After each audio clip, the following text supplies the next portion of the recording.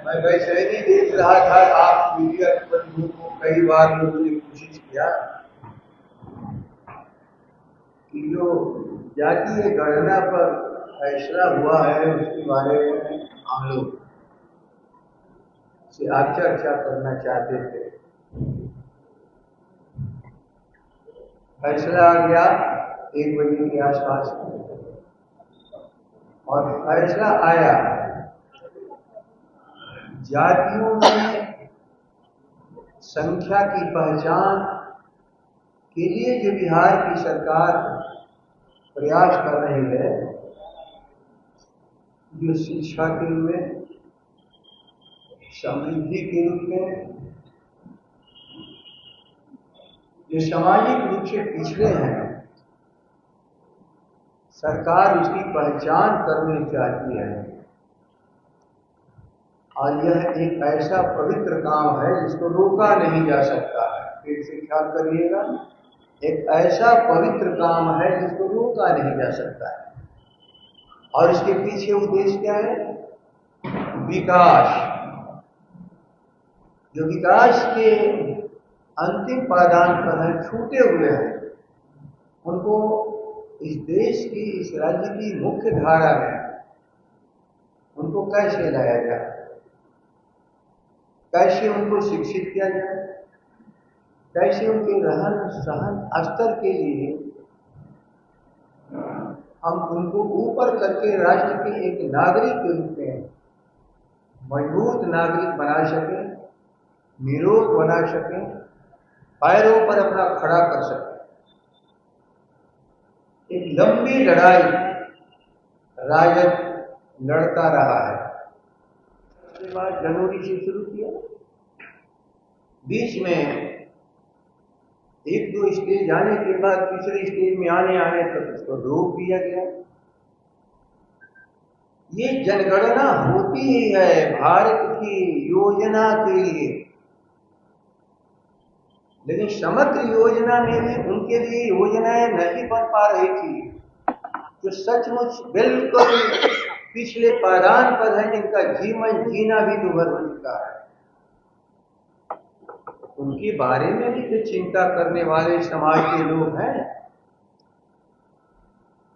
और सारे समाजवादियों की विरासत को हमारे राष्ट्रीय अध्यक्ष लालू प्रसाद जी पार्लियामेंट से लेकर के समाज में ललकारते रहे। कटुता फैलाने के लिए नहीं, अधिकार दिलाने के लिए। धरती पर बताओ, जब सभी जीव समान है तो उन्हें अधिकार क्यों नहीं मिलेगा? ये हम लोग कुछ समझ में नहीं आ रहा था कि ये नासमझी बातें क्यों कही जा रही हैं, क्यों कही जा रही हैं। विसंगतियों को दूर करना ही शासन का सबसे बड़ा कर्तव्य, परम कर्तव्य होता है। इस विसंगतियों को दूर करने के लिए ये सारी बातें चल रही थी। आज 1 बजे परिणाम सामने आया है। अंतिम फैसले को मैं सुना रहा हूं,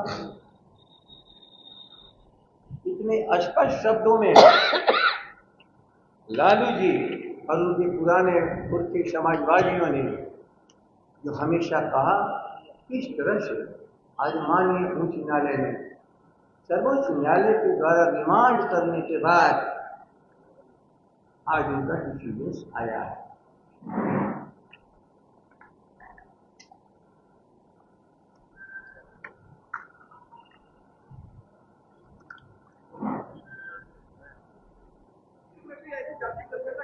जरा इधर आ जाइए ना, तो मेरी समझ दूर से नहीं केंद्र आ जाए।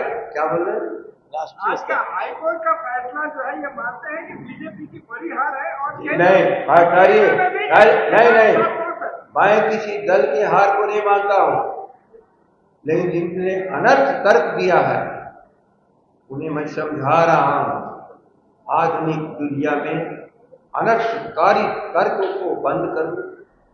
यदि चाहते हो विश्व में सबसे ऊंचा स्थान पाना, तो भारत की 130 से 140 करोड़ जनता जो कही जा रही है, सबको सशक्त बनाओ। अपंग रख करके एक बहुत बड़े सेक्शन को भारत कभी मजबूत नहीं। देश की जनगणना भी जातीय आधार पर होनी बिल्कुल, केंद्र में है। केंद्र में होना ही जातीय चाहिए। गणना होनी चाहिए कि नहीं? एक चाहिए केंद्र में इसलिए होना चाहिए, ये बिहार में तो दिशा दी है भारत के लिए, तो भारत के कानून में, भारत के संविधान में अवरोध कहीं पर नहीं है।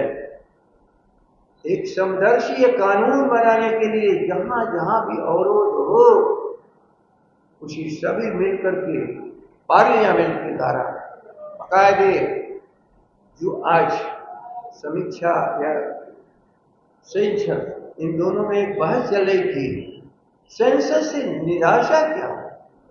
अरे हम तो पुरखों के खतियान में जात लिखी हुई है, पुरखों के खतियान में जात लिखी हुई है। आज भी हम जाते हैं कहीं परीक्षा देने, कहीं एडमिशन फॉर्म भरते हैं, हम कहीं नाम लिखाते हैं, जाति और धर्म को लिखवाया ही जाता है। संख्या क्यों छुपाई जा रही है? सवाल तो बस इंडिया गठबंधन का क्या है?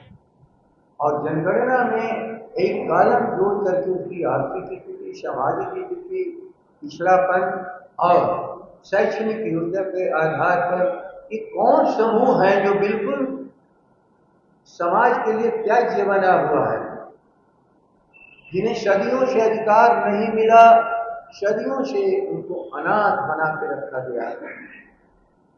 प्रकृति ने उनको अनाथ नहीं बनाया था, भारत की व्यवस्था ने सदियों से उनको अनाथ बना के रखा।